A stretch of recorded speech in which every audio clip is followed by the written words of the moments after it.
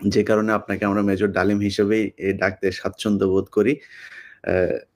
আপনি জাতিকে অ্যাড্রেস করতে পারেন।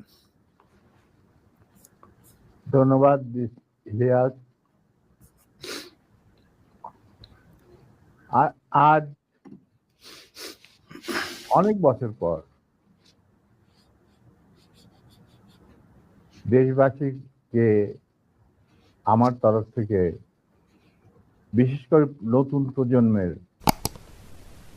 ছাত্র জনতা যারা ফ্যাসিবাদ বিরোধী আন্দোলনে আংশিক বিজয় অর্জন করেছেন, তাদেরকে আমি অভিনন্দন জানাই, সাথে লাল সালাম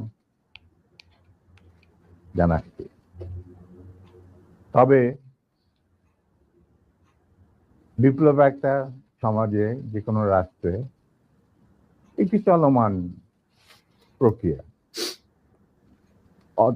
সেই অর্থে তাদের বিজয় কিন্তু এখনো পুরোপুরিভাবে অর্জিত হয়নি। তার জন্য আরো সংগ্রামের প্রয়োজন।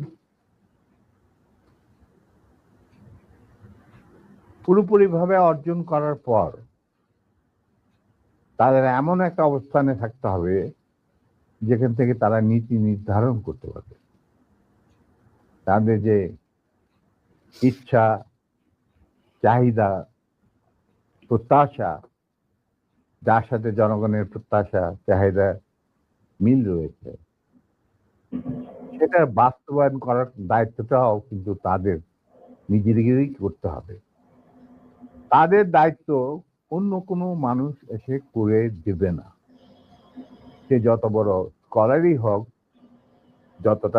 যতগুলি মেডেলের অধিকারী হোক, আমার দীর্ঘ জীবনের অভিজ্ঞতা বলে যে বিপ্লবী যে লক্ষ্য থাকে, সেই লক্ষ্য একমাত্র বিপ্লবীরাই সাধন করতে পারে, অর্জন করতে পারে। সেই জন্য তোমাদেরকে এখনই ঘুমিয়ে পড়ার সময় ঘুমিয়ে পড়লে চলবে না, সজাগ থাকতে হবে।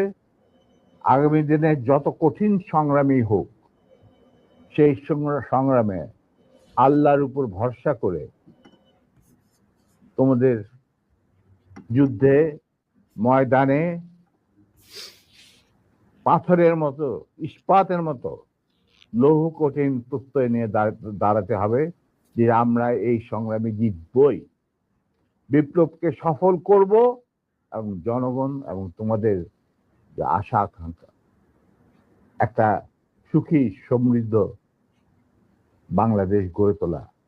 এই ভারতীয় সম্প্রসারণবাদী হিন্দুত্ববাদী ভারত, যার কবজায় আমরা প্রায় চলে গিয়েছি, সেই অবস্থান থেকে সেই ৭১ মতো আরেকটি স্বাধীনতা আমাদের অর্জন করতে হবে।